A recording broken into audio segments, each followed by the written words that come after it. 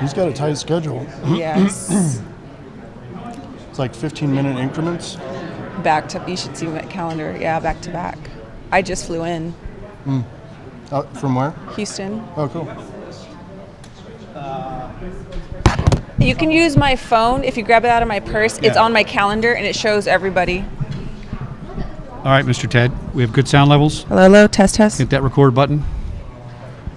And here we go. So welcome to Security Guy Radio, securityguytv.com at Black Hat USA 2017 with lovely Charisse. Thanks for making it. It's glad you're here. Pleasure to be here. What's the name of your website again? Your website. Cyber Threat Be Gone, www.cyberthreatbegone. All right, my co-host. All right, and what's your name, sir? Daniel Miessler. I'm with IOActive. Now, what does IOActive do? IOActive does comprehensive security services. So we do hardware testing, software testing, application security, advisory services. I head up the advisory services group there. Now, I think I've not had a tester on here. I like this because so many people are having their own solutions, but who's watching them? And one guy pointed out in an earlier show, very rightfully so, that you have all these people doing things in silos, and each silo is not checking each other. So you're kind of being independent to come out here and check things on what everybody's doing. So give us an example how that works. Well, so what happens is our customers basically submit hardware to us, applications to us. We do the testing of those applications or systems, find the vulnerabilities as early as possible in the process, and give them to them so they can fix them. And that's critical to the lifecycle development of any technology, hardware, infrastructure, is that validation, because you want to make sure that the technology or architecture is reputable and reliable in terms of being hardened and secure. Absolutely.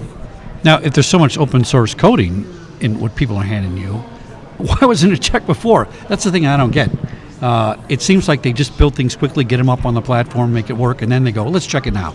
Are you finding? Yes, still you're finding that vulnerabilities? Unfortunately is the trend. Is you tend to get things later in the life cycle when we would like to see them sooner. You mentioned open source. That's kind of a big issue where we see a lot of systems that are custom built and it's their custom code, but they're taking code that is open source from lots of different places, and that code often is open and extremely insecure. And now it's part of their overall product, so the overall product is insecure as well. And now, why do you think they're doing that? Is that because they want to be first to market, which is it's a competitive advantage, if you will, in terms of getting a product out there in the hands of the public?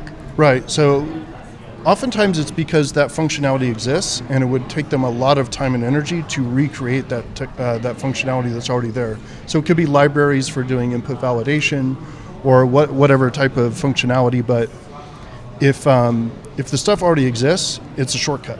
So they use that shortcut to build their product faster. And now, does your organization partner with the origins of these open source libraries and codes to kind of help them harden that, especially if the community is using them as their foundational aspect of their architecture? Yeah, we do that sometimes. We're also coders ourselves, so we help with a lot of these open source projects. But we do reach out to them and say, hey, we noticed some things. Would you like some help in this area? And just try to make it better. What kind of hits do you get? How many, if you test somebody, what percentage of things wind up being a positive vulnerability? Is that an oxymoron, positive vulnerability? It might be. A true positive? Yeah. Absolutely.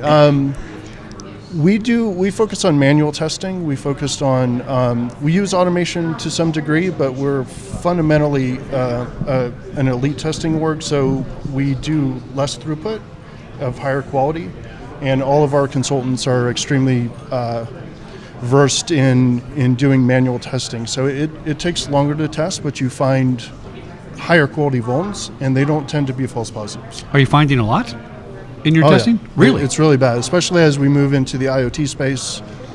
We did some research recently on robots and hoverboards and a bunch of different things, but as we start connecting more and more things to the internet, it's just, the way I like to describe it is you have parsers.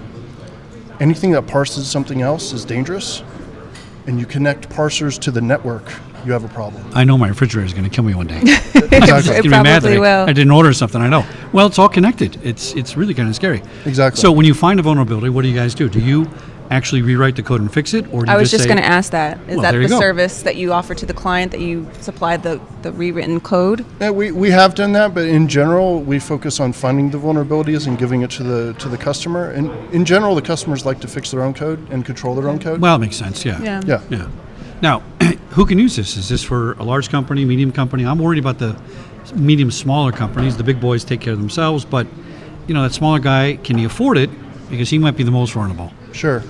We've got a pretty large range from some smaller companies through the medium and definitely a lot of very large enterprise customers. So are y'all involved in the startup tech community to help those early entrepreneurs, the startup scene that are building these platforms and really anxious to get it onto the market? Mm-hmm. And do you guys provide an avenue for that access? Yeah, absolutely. So we do a lot of work. I'm based out of San Francisco, so we do a Okay. lot of work in the Bay Area. A lot of startups and medium-sized companies that previously were startups that are kind of transitioning from let's just build an MVP to okay, now we have customers, now we better secure it.